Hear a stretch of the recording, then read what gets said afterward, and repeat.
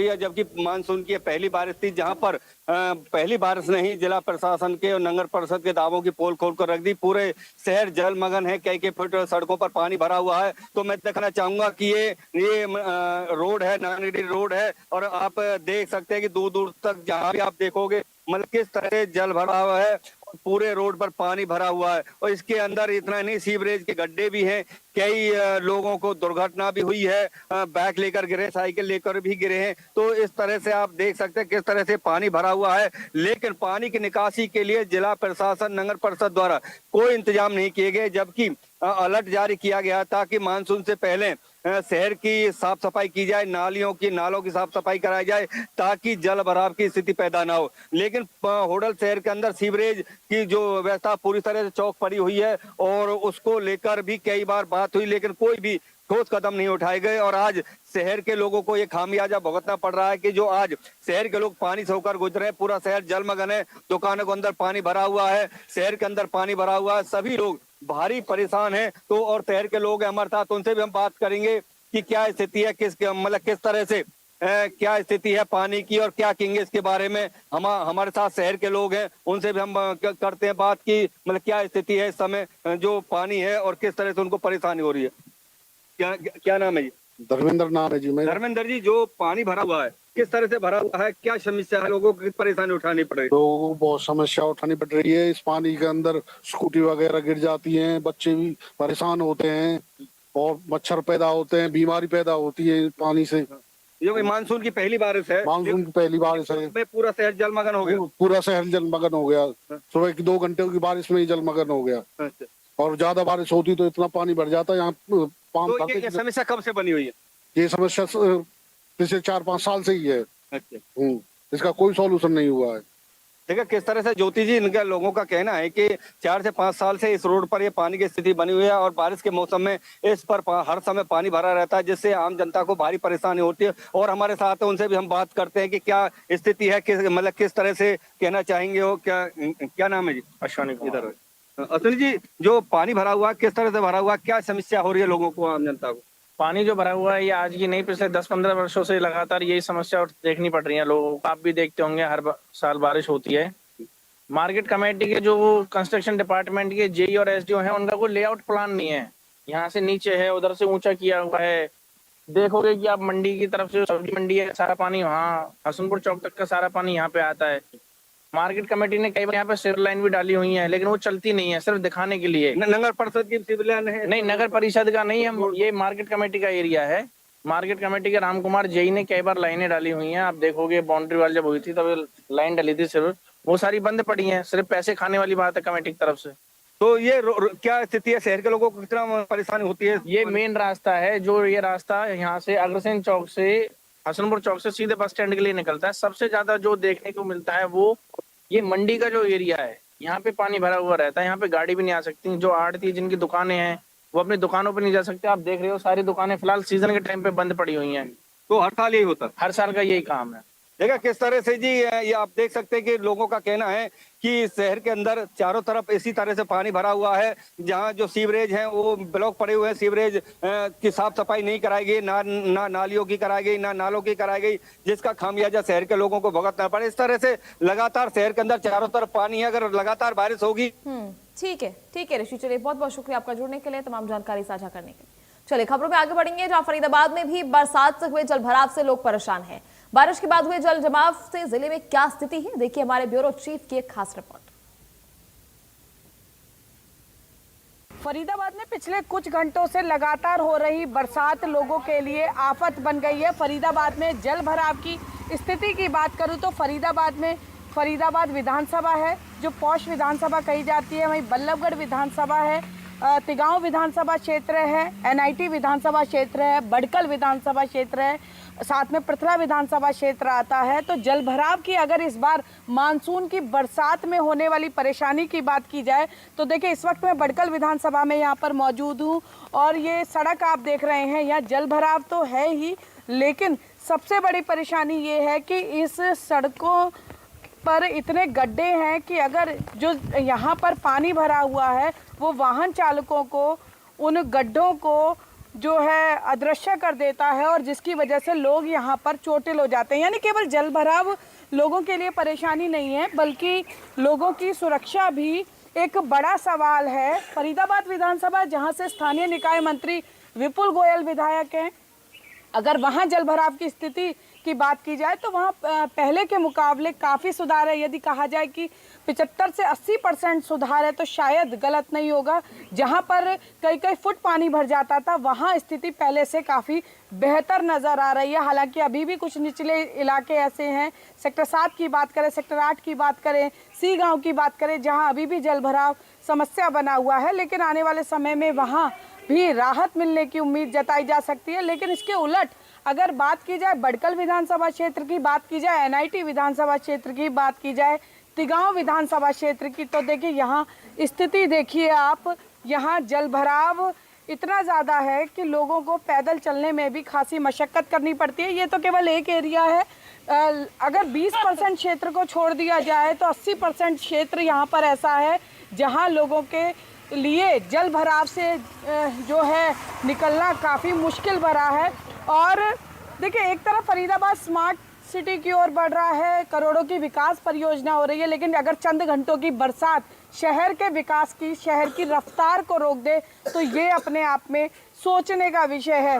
जल भराव की स्थिति यहाँ पर देखिए कुछ जगह पर ऐसी हैं जहाँ पानी इतना ज़्यादा भरा हुआ है कि वाहन चालकों को खासी मशक्क़त करनी पड़ रही है। कुछ लोगों ने वर्क फ्रॉम होम जो है वो करना शुरू कर दिया है। लोग स्कूल जाने, बच्चे जो है स्कूल जाने से कतरा रहे हैं, माँ बाप उन्हें भेजने से कतरा रहे हैं।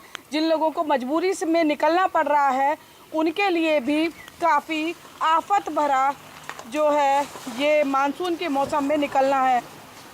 देखिए कितने गड्ढे इसमें हैं, वाहन तो क्षतिग्रस्त होते ही हैं, साथ में जो दोपहिया वाहन चालक हैं, साइकिल चालक हैं, उनके भी चोटिल होने की संभावना यहाँ पर रहती है।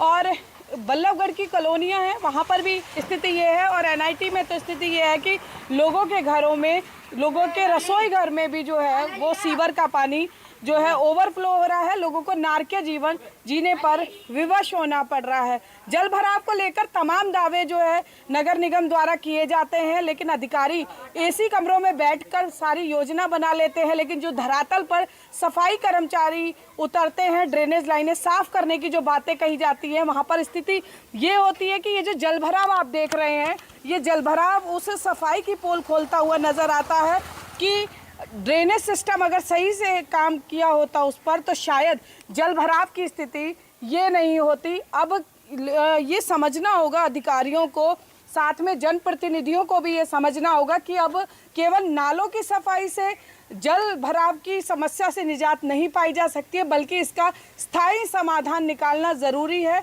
अब ड्रेनेज लाइनें और नाले साफ करने के साथ साथ वैज्ञानिक तरीके से कैसे जल भराव को रोका जा सके, उसका स्थायी समाधान किया जा सके, उस पर काम करना ज़रूरी है। देखिए ये सड़क, इस पर दोनों तरफ आप देखेंगे इतने गड्ढे हैं, यहाँ अक्सर पानी की स्थिति, हालांकि पहले से जो पानी यहाँ पर भरता था उसमें सुधार है, लेकिन जिस तरह से गड्ढे यहाँ पर बने हुए हैं, आगे आप देखेंगे कई कई फुट गहरे गड्ढे हैं। अक्सर यहाँ पर सड़क हादसे होते रहते हैं। अम्मा, पानी यहाँ पर इतने गड्ढे हैं, यहाँ पर हादसे भी कई बार हो चुके हैं। लोग हाँ हो गया, बहुत बार बहुत जन गिरे हैं यहाँ पे, बहुत सारे लोग गिरते हैं। यस। हाँ, पानी भी यहाँ पर बहुत ज्यादा बारिश का बढ़ जाता है, यहाँ तक बढ़ जाता है, यहाँ तक बढ़ जाता पानी। अच्छा, ये फिर यहाँ पर ना बहुत जन गिरते भी है, हादसा भी बहुत हो गया, बाइक यार पूरी पूरी टूट जाती है इसलिए। तो देखिए ये लोगों की टीस है, और केवल ये एरिया नहीं, क्योंकि बारिश लगातार हो रही है और ये प्राकृतिक स्थिति है, बारिश पर जो है किसी का नियंत्रण नहीं है। लेकिन अब मानसून आने वाला है, मानसून कब आएगा ये लगभग अधिकारियों को पता होता है, तो ऐसे में समय रहते इसकी व्यापक तैयारी, स्थायी तौर पर इस समस्या का समाधान क्यों नहीं किया जाता, ये अपने आप में बड़ा सवाल है। जनप्रतिनिधि अधिकारियों के साथ मिलकर न केवल जो है काम करें, बल्कि इसकी समीक्षा भी की जाए कि जो धरातल पर कर्मचारी उतर रहे हैं उन्होंने उन बैठकों में लिए गए निर्णयों को कितनी सटीकता से, कितनी स्पष्टता से अमली जामा पहनाया है। अगर ये समीक्षा जो है वो सुनिश्चित कर ली जाए तो शायद फरीदाबाद जो मानसून में अक्सर जल भराव को लेकर सुर्खियों में रहता है, वहाँ इस पर निजात पाई जा सकती है। आपको बता दूं कि फरीदाबाद में अंडर पासेस जो बने हुए हैं, चाहे ओल्ड अंडर पास की बात करें या और अंडर पास हैं, इस बार जब बारिश हुई, क्योंकि हर बार वहाँ पर हादसे होते थे, तो पिछली बार जब स्थानीय निकाय विपुल गोयल जो है स्थानीय निकाय मंत्री हैं, उन्होंने इस बाबत जो है क्योंकि अक्सर वहाँ पर कभी स्कूल बस फंस जाती थी, कई लोगों की जान जल भराव के कारण चली गई, तो ऐसे में उन्होंने उस अंडरपास को बरसात में पानी भरने के कारण स्थायी रूप से बंद कराने का निर्णय लिया। लेकिन सवाल इसमें यह है कि जब उन्होंने हादसे होते देखे तो उसके बाद उन्होंने बंद कराने का निर्णय लिया, जो कि सही भी था। लेकिन क्या उससे पहले जब हादसे होते आए तो क्या वो अधिकारियों को इसका हल निकालना नहीं चाहिए था? क्या इस पर पहले से ही इस तरह के निर्णय लेने नहीं चाहिए थे जो कैबिनेट मंत्री विपुल गोयल ने लिए?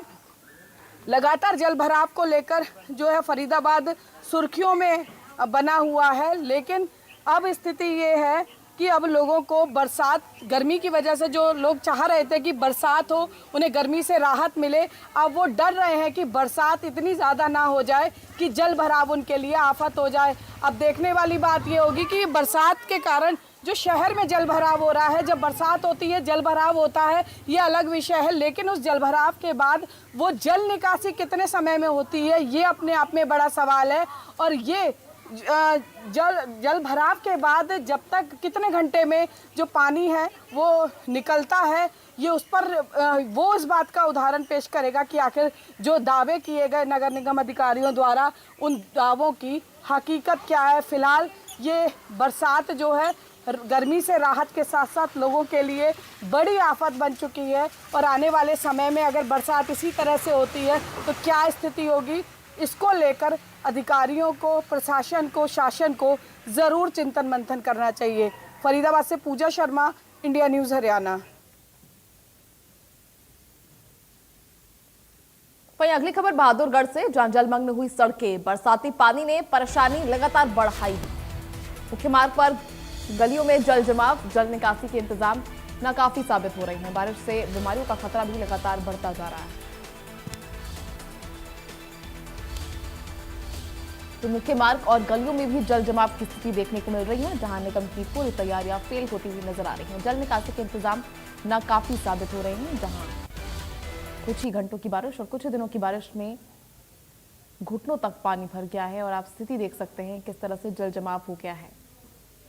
ऐसे में आम जनजीवन पूरी तरह से प्रभावित हो रहा है, लोगों को आने जाने में परेशानी हो रही है। ऐसे में आम जनता इससे जूझ रही है लगातार, जहां ट्रैफिक जाम की समस्या तो कई जगह पर बनी रही है। साथ ही बहादुरगढ़ की तस्वीरें आप देखिए, किस तरह से छात्र जो हैं इसी जल भराव के बीच स्कूल जाते हुए दिखाई दे रहे हैं। दोपहिया वाहन को खासा इससे परेशानी हो रही है, लोग ऑफिस के लिए निकल रहे हैं, और ऐसे में ये जल भराव उनके लिए परेशानी का सबब बना हुआ है। इसी जल भराव में बच्चों को स्कूल जाना है, ऐसे में लोगों को ऑफिस जाना है। आप स्थिति देख सकते हैं किस तरह से छात्र गीले होकर स्कूल जा रहे हैं।